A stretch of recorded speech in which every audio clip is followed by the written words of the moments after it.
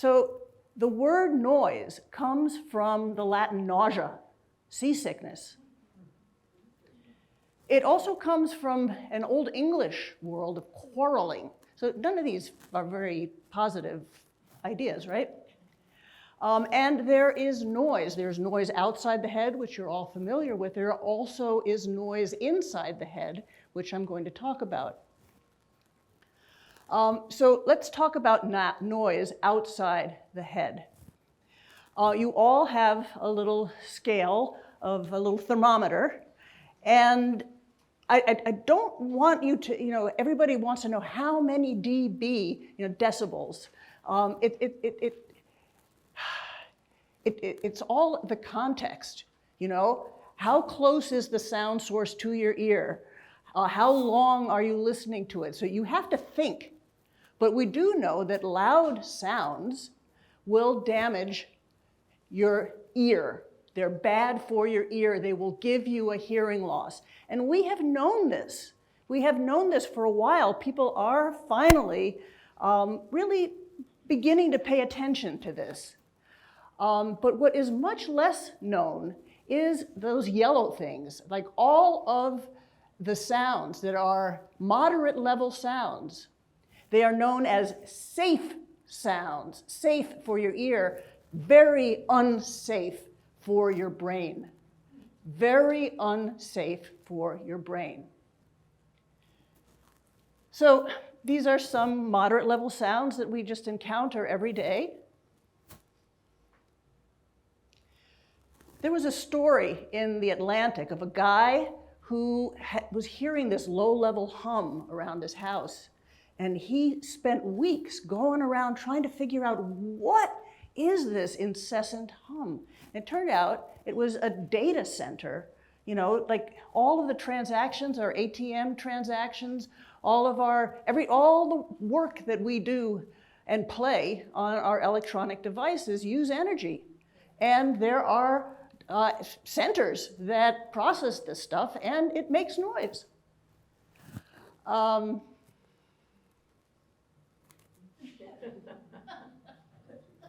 So let's think about noise and health.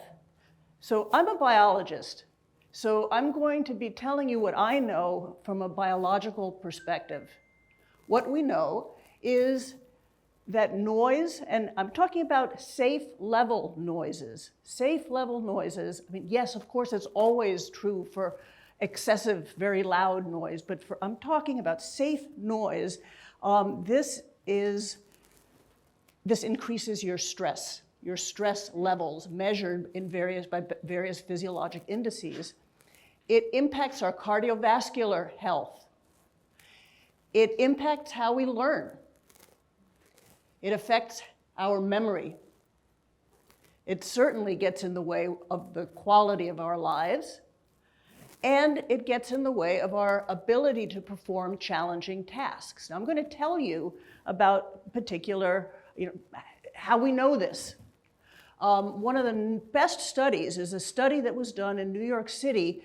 There were schools, there was a school that had two different classrooms. One classroom overlooked a field, and the other classroom was outside, there was a highway outside.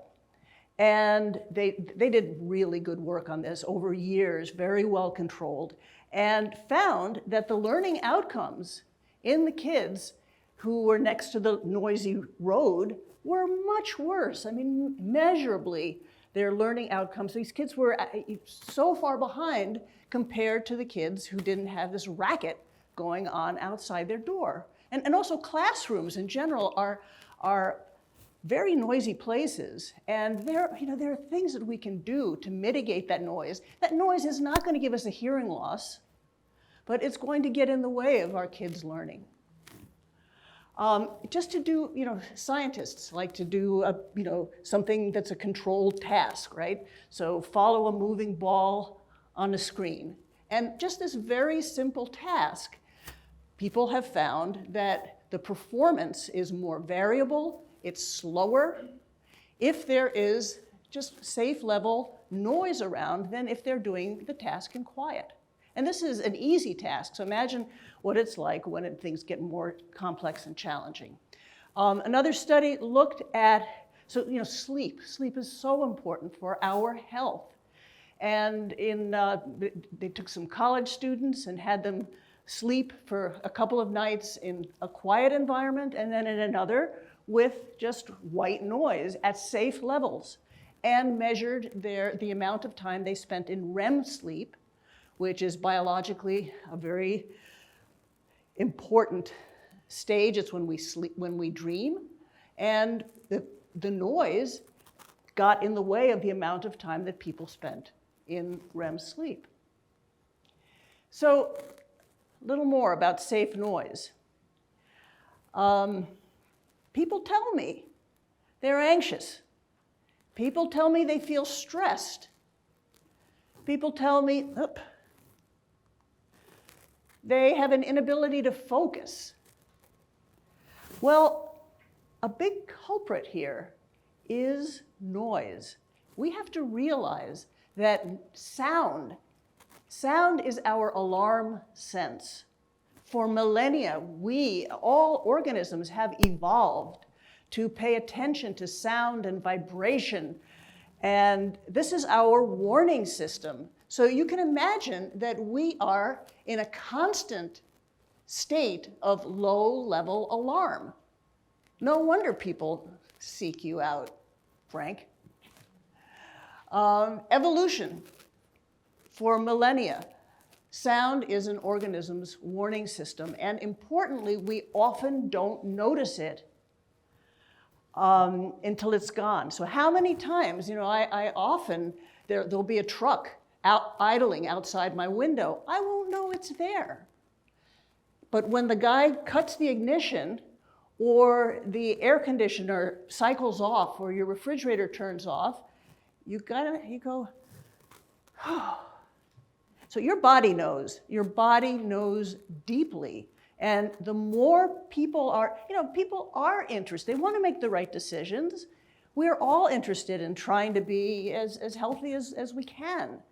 But it's just people don't realize what an important, we're barely at the point where people are paying attention to the fact that loud noises can give us a hearing loss. That's just been in the last couple of years that people are starting to realize that. And I think it'll take some time, and it'll take efforts from Sherry, from groups like Greener Glenview, to have people be aware of how important, how pernicious noise can be. Now this animation gives the viewer a glimpse into sensory overload and how often our sensory experiences intertwine in everyday life. So this thing kind of builds, and it might be too intense for some of you to watch. So if it's feeling too intense, close your eyes, put your fingers in your ears. It lasts a minute and a half.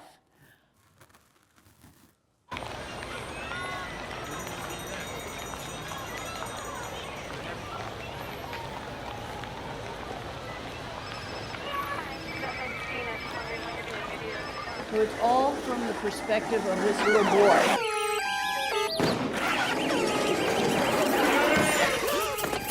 This little boy who is particularly sensitive to the sounds, and it builds. So now he goes into a quieter place, and yet he is, he's stressed, he's anxious, he's nervous, he is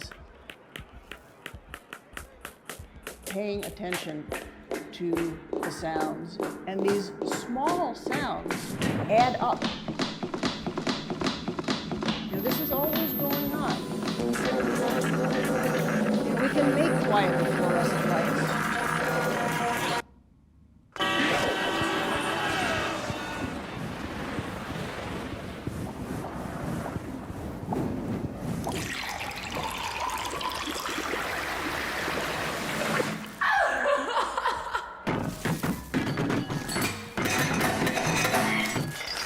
Restaurants are noisy places.